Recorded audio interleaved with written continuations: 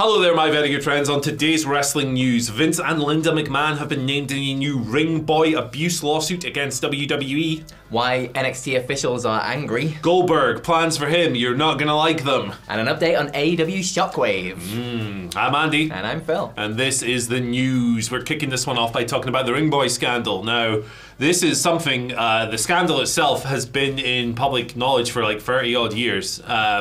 So, you know, it's not like necessarily the stuff that occurred or allegedly occurred in the 1980s it wasn't unknown before all this, but thanks to some tremendous reporting from David Bixenspan for Rolling Stone, we've learned a bunch of details on a new lawsuit that has been filed against WWE regarding this. So the gist of it is that 5 former Ring Boys, 5 John Does, have filed a lawsuit against WWE, its holding company, its parent company, sorry, TKO Group, and Vince and Linda McMahon, alleging sexual abuse by Mel Phillips in the 1980s. So Phillips was a former ring crew boss, allegedly groomed and abused the boys, using his access to private locker rooms in WWE to do so.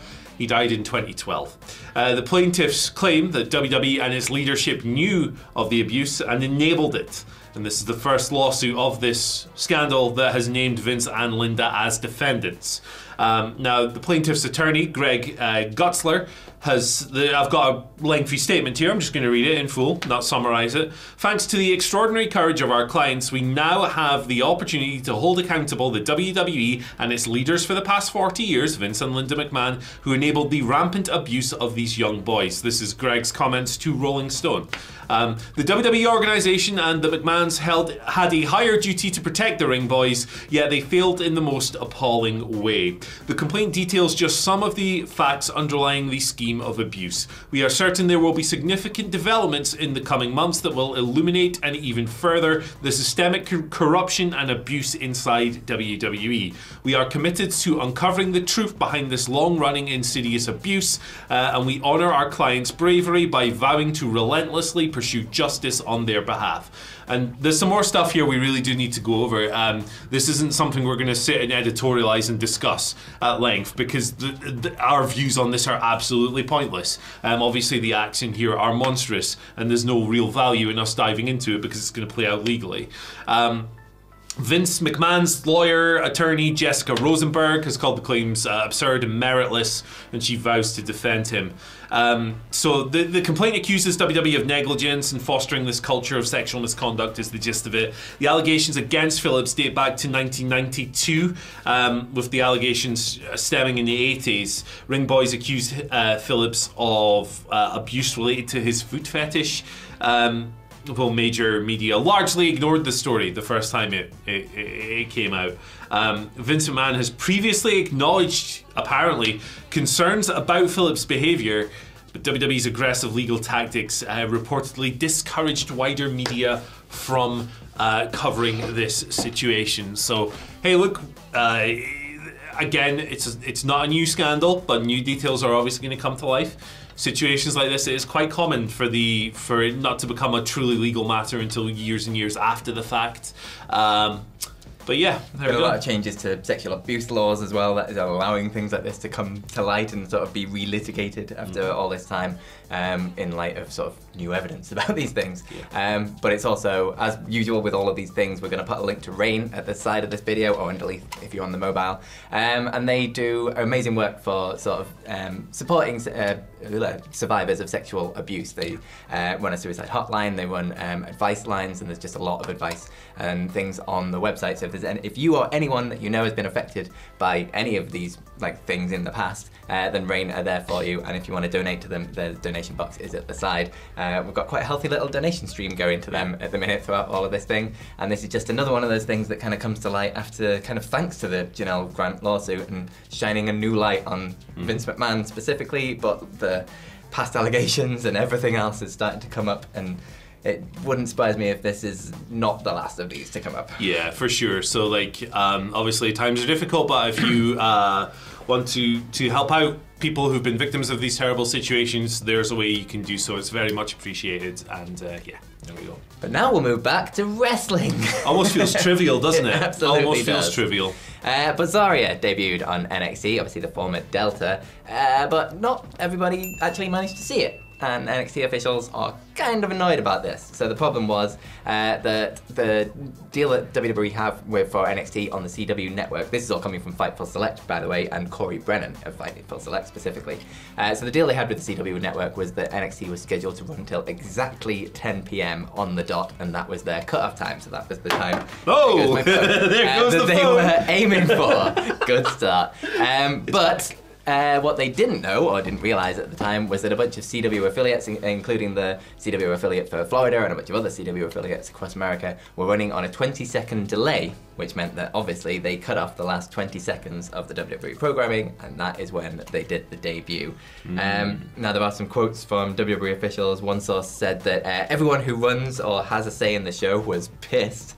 And sources that Sean Rossat spoke to said that these problems had been anticipated in the weeks leading up to the CW debut, as they have hard cutouts to get off air. But previously, NXT had a lot more flexibility on the USA network. So it's just one of those things of the teething pains of changing to a different network and the different ways of running things, I guess. Yeah, for sure. It sounds like a communication issue, doesn't it? Yeah. Like if WWE had known that it was going to be on a 20-second delay in those markets, they could have adjusted the show accordingly, couldn't they? So someone hasn't told somebody a key piece of information and an F-up has happened. Yeah. That's the gist of it. I will say, I think that the rollout of Zarya, the former Delta, has been very well done. I've enjoyed the silly vignettes of her like standing on highways and stuff and like looking like she's in a Fallout game. It's been really cool. And then she walks out at the end of the show and just looks like terrifying. Yep. I hope they give her a real monster push. I'm screaming for a different kind of push in 2024. I'm tired of going 50-50 and having 10-minute TV matches, man. Let's just have a destroyer kick some serious ass. I would enjoy that a lot. But the rollout's been good. CW Anderson needs to get his act together with these affiliates, Phil. Come on, CW. Dropping the ball. Come on, brother. Sort yourself out. But I'm sure this won't happen again. I'm sure somebody will be like, hello, CW, that sucked. Let's fix it. Yeah, WWE are way too good at the production side of things to ever let this happen again. And then once they know exactly what the rules are and what the deal is, they are never going to let this happen again. And you can all but guarantee that to service the people who missed the debut, they'll just show a clip on the next show. Yeah, absolutely. It'll be fine. It'll be fine. It'll be fine. We've forgotten about it in a week. Yeah, exactly. Speaking of things you would like to forget about, maybe. Not me, I love Goldberg.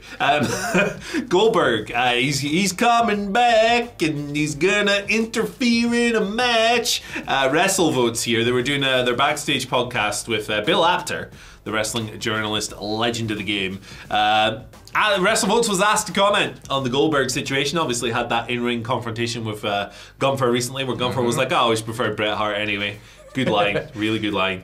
Apparently there's a bit of speculation, there's a bit of rumor and innuendo that Rhodes versus Gunther at Crown Jewel could have an interference from the Berg. That would certainly be one way of handing Gunther a loss to Cody Rhodes without it being clean, I guess. Yep. And also, we get Goldberg paid, baby. You know he loves them paydays. WrestleVotes said that WWE does have future plans for Goldberg, but they don't know exactly what those are. So you'd imagine it would be an interference to set up a Gunther match, right? You would assume so. Yeah. And then you would hope that Gunther would go over. But you never know. Hope and pray. You never know. If this doesn't end with Gunther chopping Goldberg's son, then I don't know what we're doing. Yeah, what's the purpose? What's the point? What's the point in all this? Chop the kid. You'd imagine that maybe they would, and I'm not arguing for or against this as a Goldberg guy, but like they might put Goldberg over Ludwig Kaiser, maybe. Yeah. But then it's like, oh, okay, what happens to Ludwig after that? I don't know. Yeah, well, I'm sure you can recover from a Goldberg loss in this day and age. What's the pay-per-view after Crown Jewel? It would be Saturday night's main event, technically, which is a TV show. The TV thing. Maybe they want something big to sell that, and that's... Yeah, maybe. Could Gunther get a good match out of Goldberg in 2024? He could get a match out of him. I reckon he could get an interesting match out of him. I assume Goldberg will not want to be chopped by Gunther in this. It's just got to be... Yeah, he's like, that doesn't work for me, brother. Nope, sorry. Yeah. Not taking that. Bumps. So, I think it'll be one of those Brock Lesnar situations of how up for it is Goldberg. Yeah. To actually play into the sort of Gunther stuff. Yeah. Yeah, I think if anyone could get something I think it'd be entertaining. At least watchable. Yeah. It would be. But, you know, watch out for them. Watch out for that jackhammer, brother. It's coming for you. Gee whiz, Goldberg in 2024, man. Who knew? But moving over, AEW Shockwave, more TV stuff and more stuff from Fightful Select. Now, there is a bit of an update on the AEW Shockwave situation, by the way, and it's still being shopped around everywhere, but it doesn't have any sort of confirmation of where it's going to land yet. Now, obviously, Dynamite and Collision are on Warner Brothers Discovery. They've just signed the big deals to keep them going, but Rampage is not part of that, and as of 2025, Rampage doesn't have a home, so the idea was initially to shop Rampage around, because the new AEW deal doesn't include an exclusivity thing for Warner Brothers Discovery, so they were trying to shop Rampage around like months ago in the summer, but the recent thing now is sort of more of a move to selling AEW Shockwave. I guess they've kind of realised they may have killed the Rampage brand. Yeah.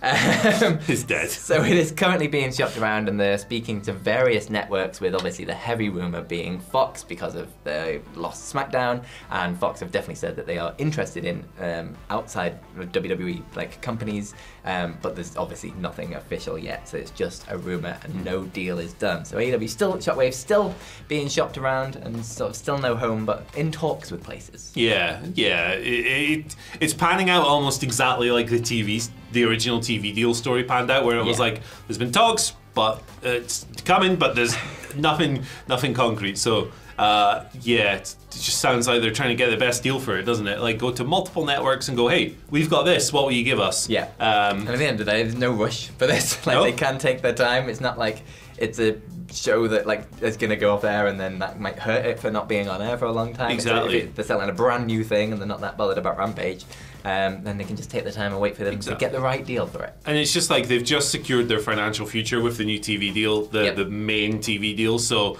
it's just like an extra bit of money, really. It's not like the survivability is dependent on it or anything like that. And they also need to make sure they get the right day and the right time slot. Like, obviously there's a lot of competition in the wrestling world. Yeah, it's tough. Like, they can't run the same night as Raw or SmackDown, and then like I guess they're not that bothered about running against Impact, probably. I don't think they care, no.